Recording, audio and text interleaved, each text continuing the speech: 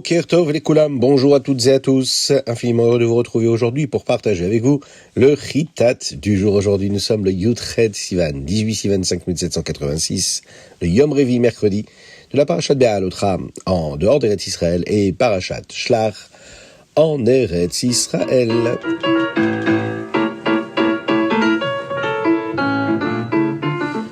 Le Navi Yeshaya nous dit, dans l'une de ces prophéties sur la délivrance que nous avons développée hier, qui Besimchat Tseu, que nous sortirons de l'exil avec joie. Lors d'un Farbengen, le 10 Shvat 5711, le Rabbi a expliqué que ce verset nous montre comment avoir le shalom et l'ardut, la paix et l'unité, et ce qui arrive quand nous l'avons. Il y a en réalité trois parties dans ce verset, qui Besimchat Tseu, Huv Shalom Tuvalun, et Arim Ve'agvot Iftsechu Lifnechem Rina, Vechol Atzea Sadeim Chauchaf. Le premier conseil qu'on donne ici, c'est celui d'avoir de la joie. La simcha permet le shalom, la paix et l'unité. Besimcha tetzeu veut dire sortir avec la joie. Ensuite, ou shalom tuvalun. Et ensuite, on sera amené avec paix. Alors, nous voyons ici que quand nous avons de la joie, il est plus facile d'avoir le shalom. Parfois, les choses sont difficiles pour nous. Lorsqu'il y a le shalom, tout ce qui pourrait être des embûches deviendront des aides pour nous et nous permettront de réussir beaucoup plus. Nous voyons cela dans la deuxième partie du verset. Et Arim Vagvot Iftsechu Lifnechem Rina. Les montagnes, les collines, qui parfois peuvent être le symbole de ce qui pourrait paraître inatteignable. Eh bien, Iftsechu Lifnechem Rina deviennent ceux qui, maintenant, chantent devant nous. Eh bien, elles commenceront à nous aider, ces montagnes. Les problèmes deviennent eux-mêmes des solutions, parce qu'il y a le shalom. Et à la fin, nous le voyons, c'est ce que nous dit ici le Navi sur Mashiach. Tous les arbres des champs applaudiront. Rashi explique à ce propos que c'est parce que les arbres donneront tous des fruits, ce qui est l'une des prophéties qui se réalisera à l'époque de la délivrance. Oui, un arbre qui donne des fruits, c'est ce que nous devons être. Donner des fruits, c'est la réalisation de la prophétie, de l'époque de la délivrance, Bezrat Hashem. Une spéciale dédicace aujourd'hui pour nos frères en Eretz Israël, en particulier les Chayalim qui se battent en Eretz Israël et en dehors d'Eretz Israël. Que Dieu les bénisse et les ramène à la maison sains et saufs, Bezrat Hashem. Chumash. Nous commencerons par la Parashat Be'alotra. Aujourd'hui, nous apprenons comment le Ham Israël voyage. Lorsqu'ils étaient dans le désert, une nuée venant d'Akadosh Baruch Hu avait l'habitude de reposer au-dessus du Mishkan. La nuit, elle ressemblait à un feu. Quand il était temps pour les Juifs de partir, la nuée s'éloignait du Mishkan et se couvrait au-dessus de la tribu de Yehuda. Quand les Kohanim voyaient cela, ils sonnaient de leurs trompettes pour que le Ham Israël sache qu'il était temps de partir. Moshe Rabbeinu disait un verset demandant à Akadosh Baruch Hu de garder le Ham Israël en sécurité. Et ensuite, la nuée se tenait comme un pilier pour que les Juifs la suivent. Quand ils atteignaient l'endroit où Akadosh Baruch Hu voulait qu'ils soient, la nuée ressemblait à nouveau à une maison au-dessus de la tribu de Yehuda. Après que le Ham Israël ait installé leur tente, Moshe disait un verset demandant à Akadosh Baruch Hu de reposer avec les Juifs. Et la nuit est retournée au-dessus du Mishkan. Parfois, il est resté au même endroit pendant longtemps, même pendant de nombreuses années. D'autres fois, il ne restait qu'1 jour. Il ne partait que lorsqu'Akadosh Baruch Hu le voulait. Nous l'avons dit, lorsqu'il voyageait, il devait sonner des trompettes. Quelles sont les trompettes dont les Kohanim sonnaient ? Akadosh Baruch Hu a dit à Moshe Rabbeinu de fabriquer 2 trompettes en argent. Elles étaient utilisées pour donner des messages au Ham Israël. Si les Kohanim sonnent, Tekiah, en utilisant les 2 trompettes, et bien cela signifie que tout le Ham Israël doit venir au Mishkan. S'il sonnait Tekiah en utilisant une seule trompette, alors seuls les Nessiim, les princes des tribus, devaient venir au Mishkan pour entendre ce que Moshe avait à dire.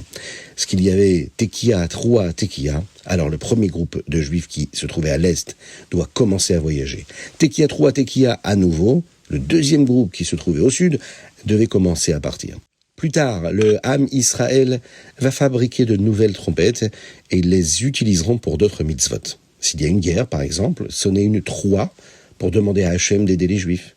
Lors d'une fête, du Yom Tov, lors des Korbanot, on sonnait des trompettes pour qu'Akadosh Baruch Hu se souvienne de nous. Lors de Rosh Hashanah, sonnait aussi le shofar pour demander à Akadosh Baruch Hu de se souvenir de nous. Chaque fois que nous sonnons le shofar ou les trompettes pour demander à Hachem de se souvenir de nous, nous devons aussi nous souvenir qu'Hachem est notre roi. Et c'est pourquoi nous parlons de la façon dont Akadosh Baruch Hu est le roi. Les versets de Malchiot afin de sonner le chauffard. C'est ce que nous faisons dans la tefila de Rosh Hashanah, par exemple. Parashat Shlach. Dans le Revi'i, nous voyons comment Hakadosh Baruch Hu annonce les conséquences de cet événement. Les Meraglim, les 10 explorateurs qui ont mal parlé de la terre d'Israël, sont punis immédiatement, tandis que Yehoshua bin Nun et Kalev ben Yefouné sont épargnés grâce à leur fidélité. Hakadosh Baruch Hu va décréter également que la génération qui a refusé d'entrer en Eretz Israël ne pourra pas y entrer. Les adultes vont mourir dans le désert, tandis que leurs enfants ainsi que leurs femmes auront le mérite d'y parvenir plus tard. Comme les Meraglim ont parcouru le pays pendant 40 jours, les bénis Israël devront rester 40 ans dans le désert, une année pour chaque jour. Lorsque le Ham Israël entend cette décision, beaucoup regrettent leur erreur, ils font tchouva. Certains décident alors d'entrer immédiatement en Eretz Israël, mais ils agissent sans écouter Moshe et sans suivre les instructions d'Hakadosh Baruch Hu. Ils partent combattre seuls et sont vaincus par leurs ennemis.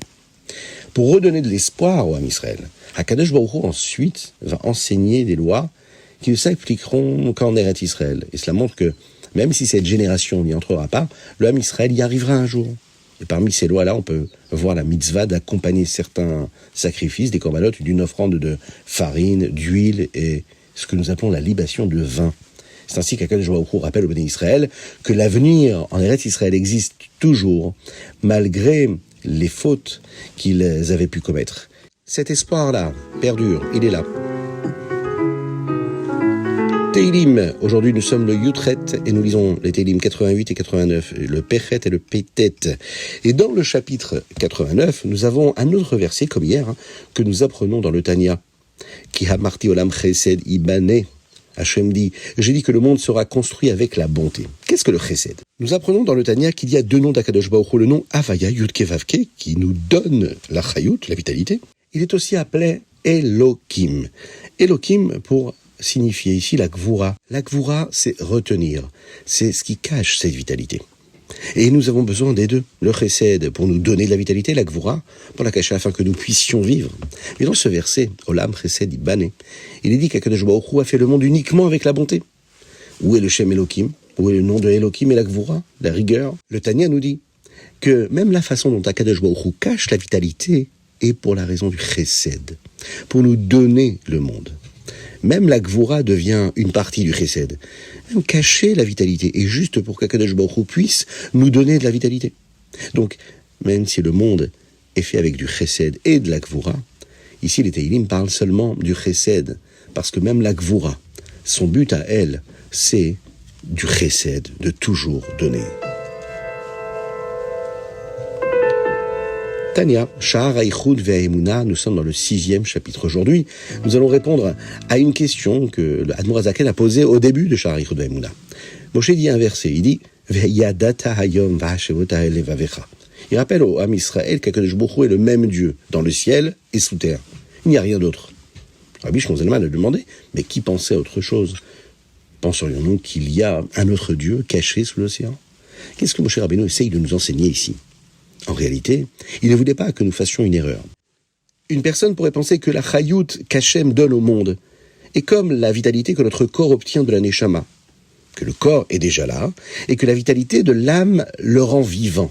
Nous pourrions donc penser que le monde est déjà là, et que la vitalité de Dieu fait croître et vivre tous les éléments qui se trouvent dans le monde. C'est comme une voiture. Si la voiture est garée, elle ne va nulle part, mais c'est toujours une voiture. Lorsqu'une personne allume le moteur, il la fait aller et bouger, mais la voiture est toujours une voiture avant cela. Mais avec le monde, ce n'est pas comme ça. Hakadosh Baruch Hu fait la neshama et le corps. Hakadosh Baruch Hu fait le monde et lui donne de la vitalité. Il n'y a rien d'autre à part Dieu. Rien que Dieu.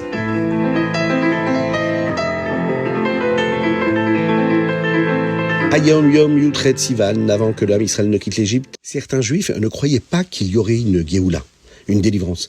Ils sont décédés pendant la plaie de Chosher, juste avant que les Juifs ne partent. Mais pour la Géoula qui arrive, il faut savoir que chaque Juif aura la possibilité de faire tchouva. C'est une promesse. On quittera l'exil avec des Juifs qui ont fait tchouva. Puisque c'est ce qui arrivera, nous avons donc l'obligation d'aider nos frères juifs à faire tchouva. Lorsqu'on connaît une personne, on doit la préparer à la venue de Mashiach. Dans la Yom Yom d'aujourd'hui, le Rabbi Yosef Yitzhak dit à un chassid comment il doit aider tous ceux qui l'entourent à se préparer pour Mashiach en agissant comme un juif, en faisant tchouva, en gardant le Shabbat, en mettant les téfilines, en respectant la taharat hamishpacha, la pureté familiale, en donnant une éducation positive et cachère à ses enfants, en mangeant cachère. À notre époque, le Rabbi a ajouté quelque chose de nouveau et de très important à savoir. Puisque nous sommes très proches de la délivrance, maintenant nous devons commencer à apprendre à quoi ressemblera le monde lorsque Mashiach viendra. Nous apprendrons les parties de la Torah qui parlent de la façon dont les choses seront quand il viendra. La Torah a le pouvoir de nous faire sentir connectés à ce moment-là. Donc, même s'il y a l'exil autour de nous, nous pouvons vivre et aider les autres personnes à vivre d'une manière de délivrance dès maintenant. Rambam Ilchot Kilaim. Dans le Rambam, nous finissons d'apprendre le sujet des Kil'e Akerem, de ne pas faire pousser un autre type de plante avec des raisins. Perek Vav, nous apprenons quelle quantité de raisins devient interdite s'ils sont plantés près des legumes. Nous apprenons aussi le sujet de Mavrir.